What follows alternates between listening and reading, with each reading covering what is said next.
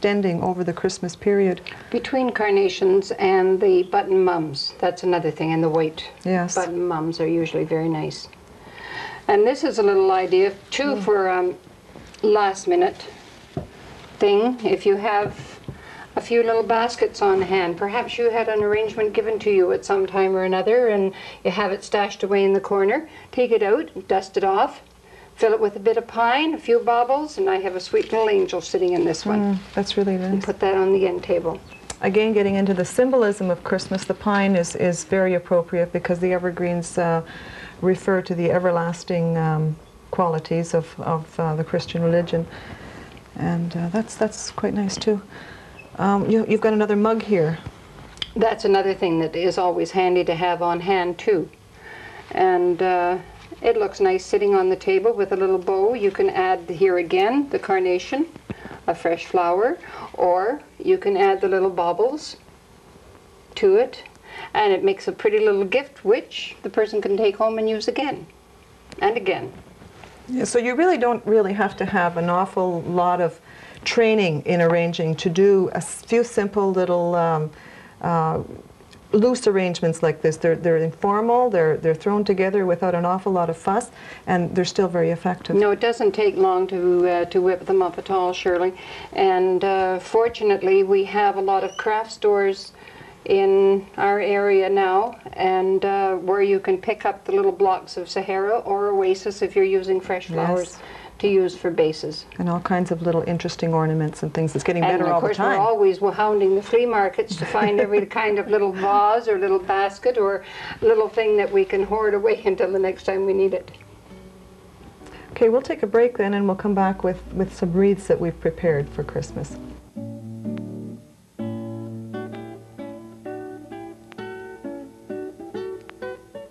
A lot of care involved.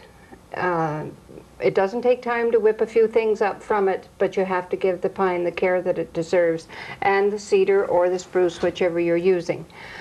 First of all, when you bring the pine in, mind you, they're on great big huge branches, as you well know, is the way I get it. And I have a couple of great big 5-gallon pails, and I have the water at lukewarm temperature, and I plunge them immediately into the warm water as far as it'll go. A lot of the old-timers will tell you to add sugar or molasses or honey to the water. Is there a reason for that, or is it just old wives' tales? Well, I thought for a while it was an old wives' tale, but I've been reading about it consistently ever since, that apparently as soon as the pine hits the warm air, the sap starts to run from the fresh cut, and the sugar or honey or molasses replaces the sap that is running and helps it to preserve it a little bit longer. Then when you go to use it, you trim off the smaller pieces as you need them, whatever size, and make fresh cuts so that you can start in on them. So even if it's been sitting in the water for a few days and you know that it's been drinking, you still cut them again before? Still cut it again. Okay. Actually, it should be drinking for a good 2-3 days before you start working with it. Now the first thing I wanted to show the people is really how easy it can be to make a wreath. All you need is a bent coat hanger. Leave the end on it so that you have something to use for hooking it. Pick up a package, they're quite reasonable at any of the craft shops. The floral wire is what I use. As I mentioned before, the pine has a natural curve to it. So just face it onto the coat hanger and continually wrap the wire around.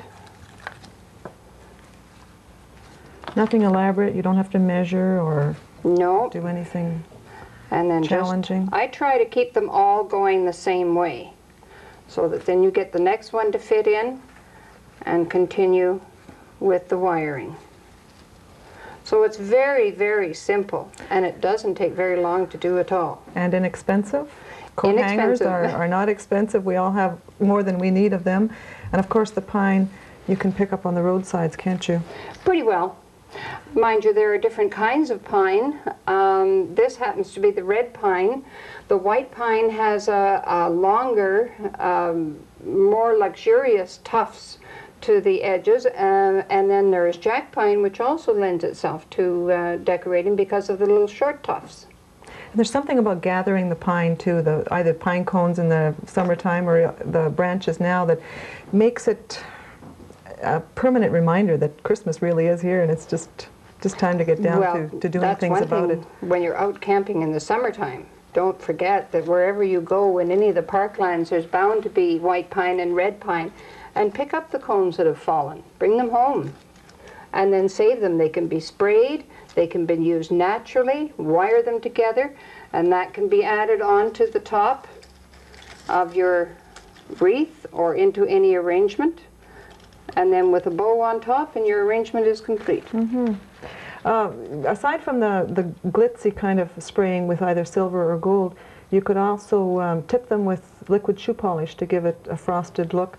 Or if you wanted the appearance of snow settling on the cones, you could mix a really concentrated solution of soap powder, laundry detergent, and just whip it up in the mix master, and it dries quite snow-like once it's settled on. Well, one thing my mother used to do many years ago, and I believe the product is still available, and that's something, any of the soap flakes that you can buy. Like ivory. Like ivory, the real soap flakes. And you dip them in water and then just shake the soap flakes on top. Oh, that's interesting. And it gives the impression of snow as well. Mm-hmm. But there are a lot of different cones too, not necessarily just the pine. I see, Shirley, you have a beautiful wreath here that's using a lot of different cones. Well, here again, what I've put together cost me next to nothing at all. These wire frames that I've mounted this on, they're available for less than $5 depending on the sizes of them. They come in this size and larger, I believe, and several smaller sizes as well. And I've used a hot glue gun to just surround the frame itself with cones. And I've used probably 4 different kinds of cones here, and they're all things that I've gathered up over the years and accumulated in bundles, and you have to really have a stockpile of them before you can get started, because there's no point in running short of these things.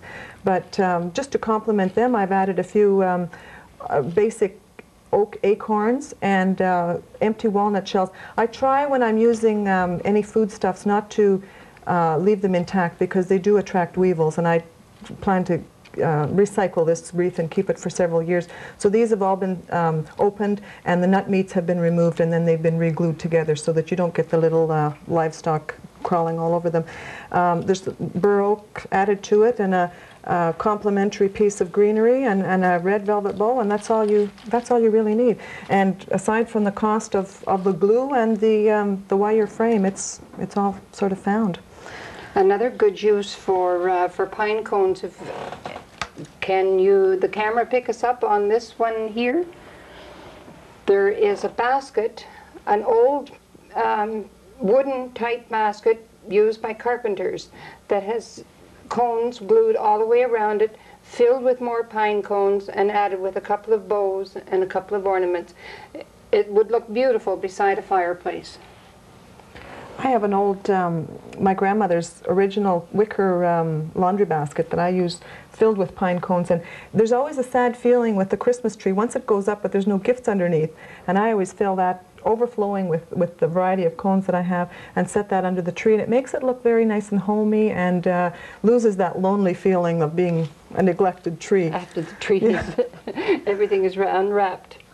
This is a different type of wreath that I've made. It's made with cranberries, and they're just stuck with straight pins onto a styrofoam ring. And then ribbon is attached through the center and around the side, and added a bit of glitzy bells, a bit of pine, and a ribbon. There's only one little thing I have to say about this one. When we were taping this show, the fresh cranberries were totally unavailable, so I decided to try and do it with frozen cranberries, and unfortunately as they melted, the juice melted with it, and it was rather an unsuccessful way of doing it. So when you're doing it for yourself, use the fresh berries. A little bit messy, but the message is still there. These can also be used as surroundings for punch bowls if you're having a Christmas party. Rather than hang them up on a door or a wall, you can set your fruit punch or whatever in the center, and it makes a nice table arrangement as well. The wreath, of course, for Christmas is a symbol of unity, which is very important at this time of the year, and that's nice to reinforce that idea. There's all kinds of different ideas that you can get into. Straw flowers, any kind of dried flower arrangement is very, very nice. A good assortment of all types of artificial things that could go into there. There are grapevine wreaths that are very, very popular, and there really is no limit. You can make a theme wreath out of almost anything. These pine ones, by the way, are extremely good if you're hanging them on an outside door, because they don't dry out as easily as they would inside. No, they don't. And they would definitely last you right through. But if you're using them indoors, that's why I still strongly suggest that the person uses pine rather than spruce. Mind you, cedar will also do quite well.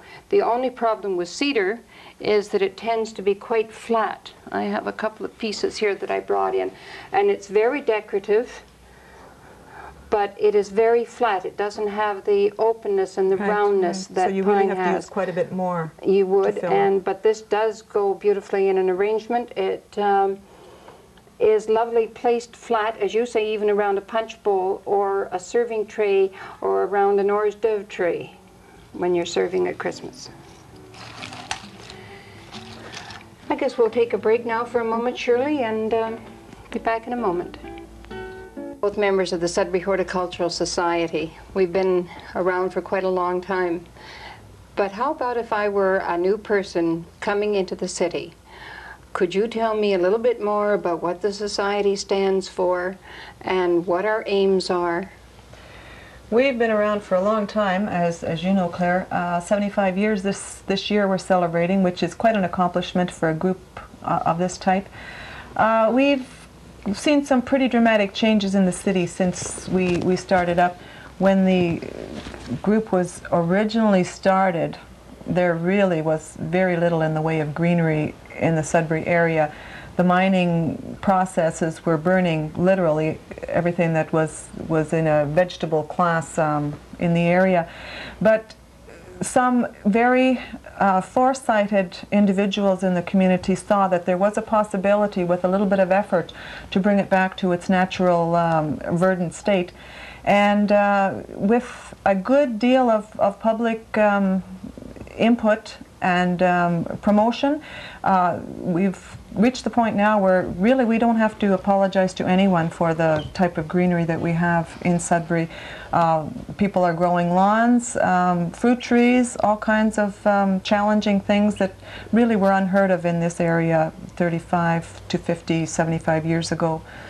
I know that there were quite a few visitors to our area during the summer, and they were quite astonished at the changes in our community over the past few years. Yeah. That's always refreshing to hear people comment on the changes. They can remember coming through in 1950 and being extremely disappointed with the scenery around here. But partly because of the super stack, partly because of the fact that gardening is a very popular hobby, and the influence that our club has had with encouraging people to put that extra little effort in. We have some really beautifully landscaped properties in the area. We're also doing a lot of work from a public point of view. We've got a bed at Civic Square that has a high profile. We get a lot of compliments on that. We've had a fair bit of input into Science North. We're hoping to get a piece of property someplace in a very visible spot in downtown Sudbury to use as a bit of an experimental ground, and we could use that as a mock landscape situation and maybe do some experimenting with things that have not been tried in the area before, and it would give a chance to sort of show off our abilities a little bit more. You're thinking of special kinds of trees and flowers and... With a certain amount of backup from professional people, I think that it could work out very well. And we have enough members in our group that the maintenance itself would not be a real challenge. But it would make the society a little bit more visible. The society does do an awful lot of public plantings as well, doesn't it, Shirley? Well, yes, aside from the ones that I mentioned, we're continuing to upgrade the grounds at Pioneer Manor. We've got Jarrett Plant Center that we routinely do. The hospitals have benefited from our services. We, from time to time, will go into the schools and educate the youngsters on how to grow bulbs for the following spring, that sort of thing. I'm glad you did mention the youngsters, because we do have right now a very active young junior group starting up. Yes, it's looking very promising. I'm expecting wonderful things from this group. They're really the mainstay of the whole group, because unless we can encourage them to garden at a very early age, the next generation is not going to be interested in it, and then the whole effort falls apart. So it's very important to keep the youngsters tuned in. Fine, and thank you very much, Shirley. You're welcome.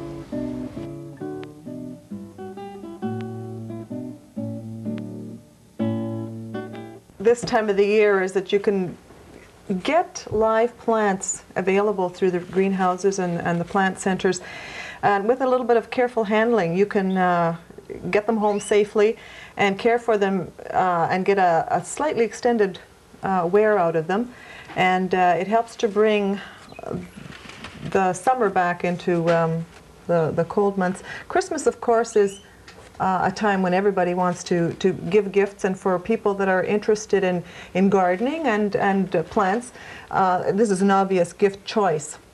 Probably the most popular Christmas plant is the poinsettia, because it's steeped in tradition. It's the obvious plant connection with Christmas. The colored bracts, of course, are reminiscent of the Star of Bethlehem, because it has that star type of appearance to it. So it's the one that we traditionally